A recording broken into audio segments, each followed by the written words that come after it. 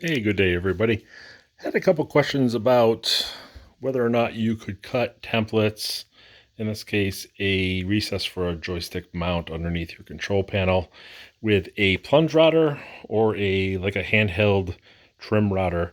In this case, I've got a handheld trim router. It's got an adjustment right here with this thumb screw to change the depth. You're going to set the depth the same way that I set it when I was using my bench mounted router table here.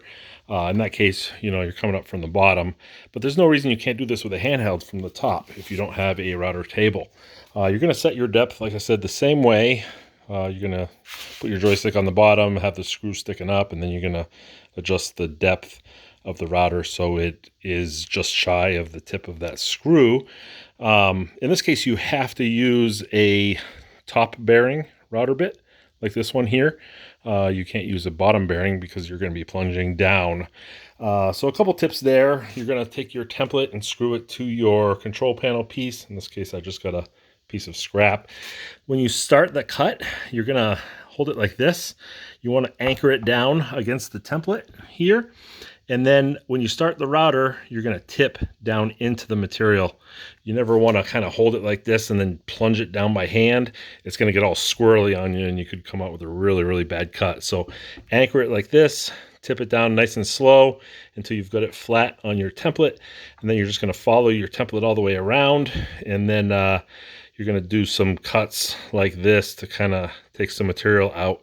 You may not be able to reach the center of the template like this. If you notice, if I use this one, I wouldn't be on any material, so now I don't have any control of that depth up and down. Hopefully you've got a plunge or handheld with a bigger base than this. You could always undo these screws right here and then make a base plate that was a little bit bigger. But if you don't want to do any of that stuff, just do the outside. Do as many passes as you can do before you lose off the edge of the template like that. And then you could always take a chisel and just chisel out any pieces that were left over that you weren't able to reach in the very middle. Super easy to do with a chisel. So your adjustment is going to be different with a plunge versus a fixed base like this one. This is not a plunge. Plunge routers usually have two shafts that the motor rides on, and then you lock it in place.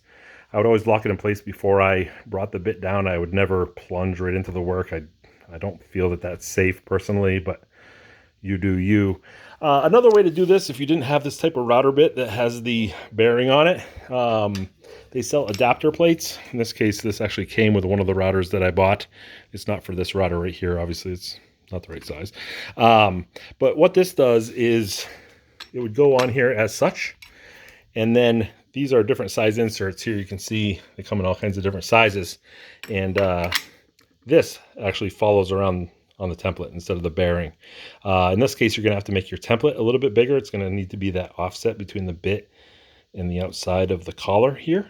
But it's another way to do it if you don't have that specialized pattern cutting bit like this one with the bearing on it.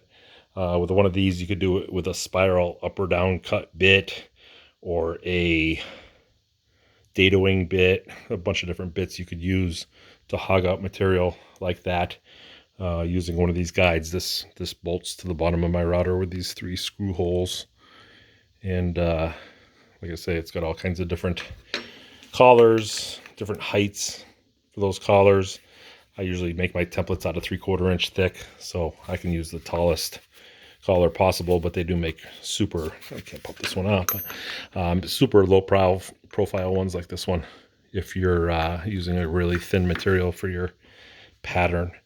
So that's how you do it with a handheld or a plunge instead of using a router table.